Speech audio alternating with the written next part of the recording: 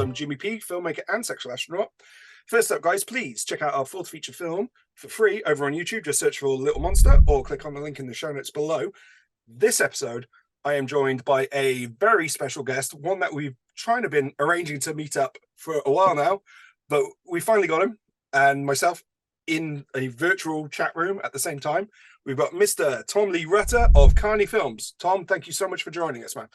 Absolute pleasure, James. Thanks for having me. So in terms of your crew then, has it been like the same bunch of guys as you've kind of gone along, or have you, worked with like fresh people each and every time? How does that usually work? We do have a sort of nucleus of people who and friends who always chip in, like the aforementioned James E. Taylor. He likes to get in front of the camera and also just help out behind the camera. And my friend James Underwood as well. I mean, we've got a great scene here in Kidderminster. There's about 3 or 4 of us making horror films off our own backs and features as well, and Baz Hancher, he's one that makes films under the White Raven Films banner. He makes feature films. My friend Kieran Edwards, he makes he's making his new feature film now, Blood Demons, which is a sort of, so we've got a tidy little scene considering we're in a small town, and we all just help each other out. So we share a lot of the same, faces really, only in front and behind the camera. Actors, I tend to like to try and work with new people all the time. Yeah. But as long as you're gonna, I haven't got what you'd call a sort of solid crew unit of people. It's more about who can do what on each day sort of thing, really. Sometimes it's just all me, Yeah.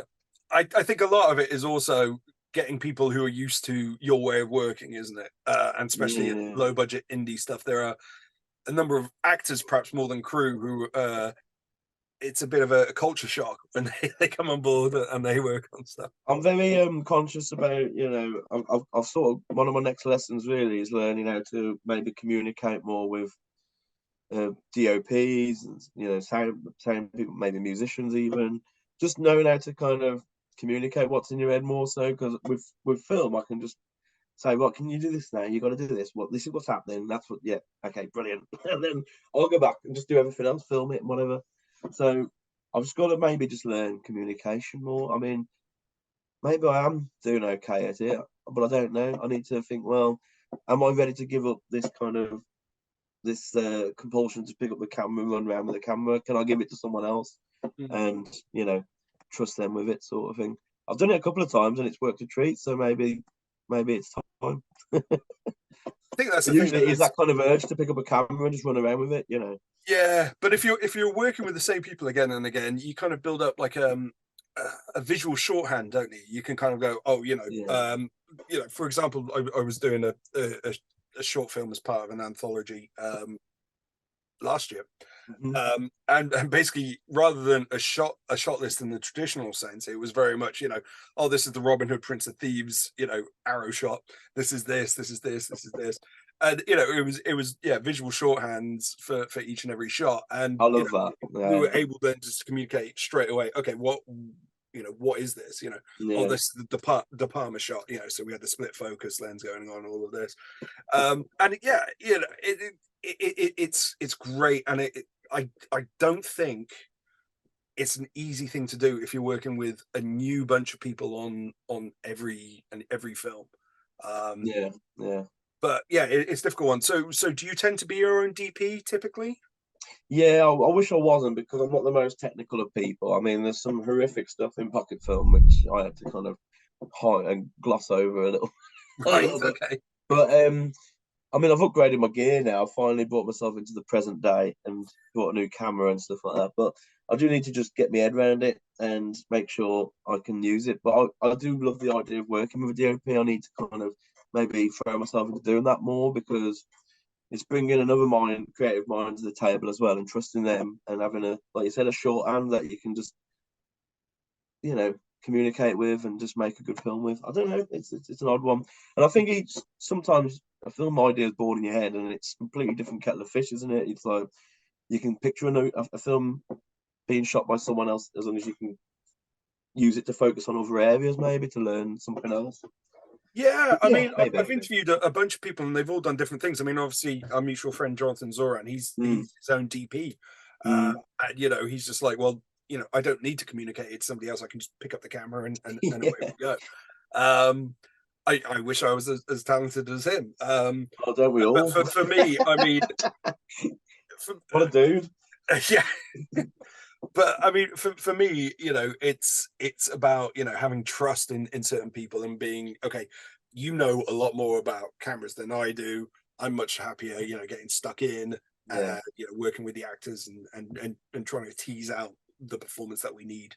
Yeah. For, this part of the film or whatever. So, yeah, it's a tricky one. So, I mean, sorry, man, what were you going to say? I think that's probably partially why I do a lot of visual heavy stuff, like heavy in post, but also, again, I suppose, like you say, with Day of the Strange, it's probably more narrative, but I haven't been giving myself opportunities to work with actors per se. It's more so they turn up, they become my marionettes for a few hours, and then I wave them goodbye. So, I mean, in some ways, mate, that appeals so much. As a director, I've only been able to kind of do that kind of thing when there's like dream sequences or flashbacks, and it's like, great, there's a narration going over this, so do this. Yeah, exactly. Yeah. So it's like go the Argento route, be a bit more about the visuals rather than the acting, the actors. Whereas I do want to do something more with actors, so I think to do that is to, like you said, alleviate the stress of another job and give that to someone else, so you can work with actors. So that's something I need to do, I think. So I don't know if this really applies to pocket film, but it might apply to perhaps some of your earlier films. Have you ever used storyboards or shot lists or both? Or well, funnily enough, pocket film is very heavily storyboarded. Yeah. Wow. Okay. And that's considering I don't usually bother. I mean, I might have some here actually. I mean, that's from the Magpie scene. That's just the cutouts of magpies. That's just lying around.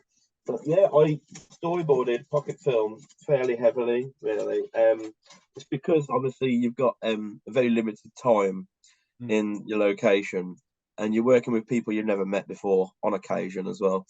And you a lot of the time I don't actually pre-visit these locations. I just look at pictures of them on Google and think, right, okay, so it's that type of place.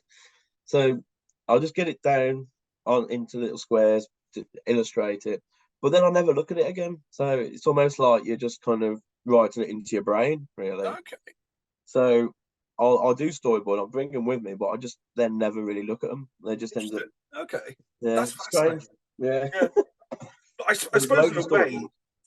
Yeah, I suppose in a way that's kind of probably how I use shot lists. Is it depends on the film. Like, I've done a found footage one where storyboards, apart from key special effects sequences, storyboards wouldn't work. But when I'm shooting a traditional thing, I do tend to storyboard and have shot lists.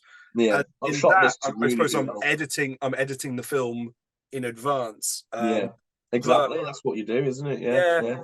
But then again, some scenes. Sorry, man.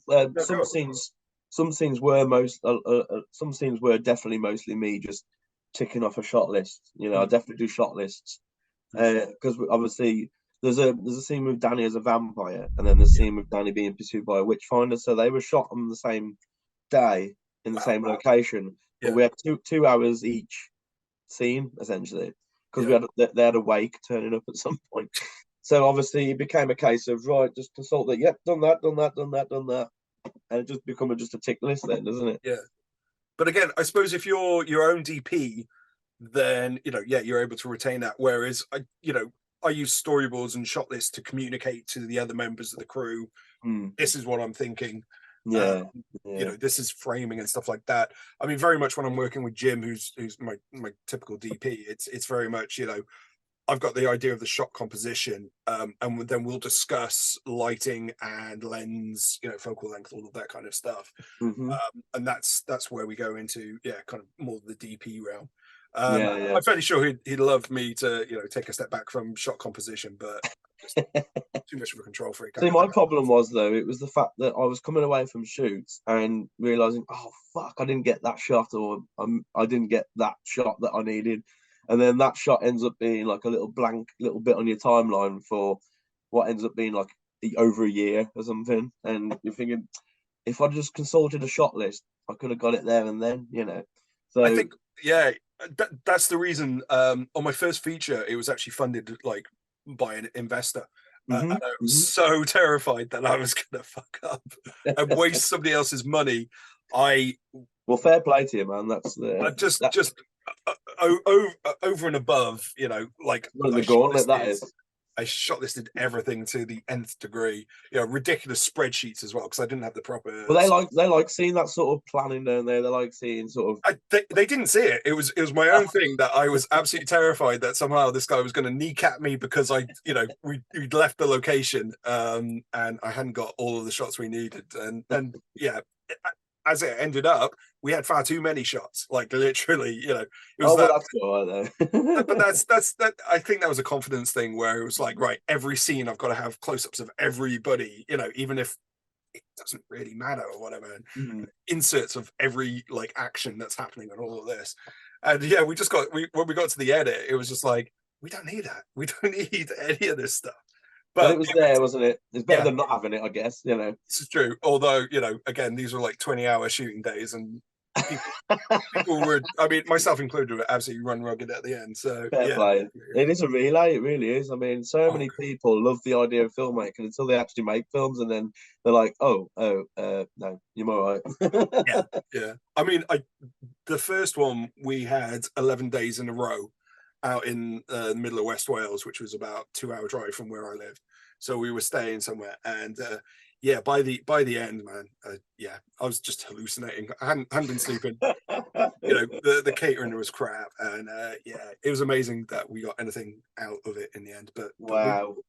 But I mean, so with like Pocket in particular, then was it pretty much structured in terms of, you know, as you were saying, like one of the vignettes would be shootable in at least a day or less than a day, and then you'd be able to just kind of tick off each one as you went. Exactly that. Yeah, just stuff that I could come away with and then sit on it and then just keep filming other bits that are, you know, kind of seemingly like disconnected, but then, like you said, bringing a narrator, he'll just thread it all together for you, you know.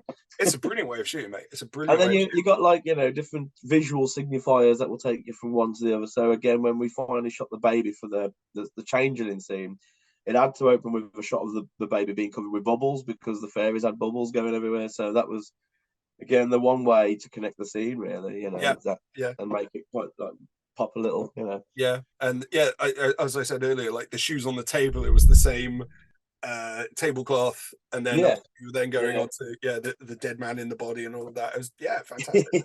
Yeah, again, and there's some of this stuff. It's like, again, the baby in the changeling scene was shot, like, again, the changeling scene was what we shot first in April 2018, and the baby we shot this year. So again, that gap on the timeline was just there for so long, and I'm like, really should shoot that baby, get those baby shots, you know. So did you, again, depending on the size of your crew and everything, did you have like pre-production meetings, or is it very much you had it in your head and then you just called on the usual suspects and away you go? It was definitely the latter. It was all like, what you doing on the 18th? Want to come and help me do some filming? Oh, we've got this really cool location, you know. And obviously, we've got a makeup girl, Rachel Payne. She does all the makeup effects, and she made me the changeling as well. She'd really love it if we kind of got, like, you know, say the haunted house scene. If I knew that it appealed to people and they'd really get a kick out of doing, you know, making film with us, then like you said, it's all about picking the right people, isn't it? You know, for those certain days. So, and then they'd rock up and it'd be like a Victorian haunted manor house or something like that. Then, you know, that's a day well spent, surely, you know.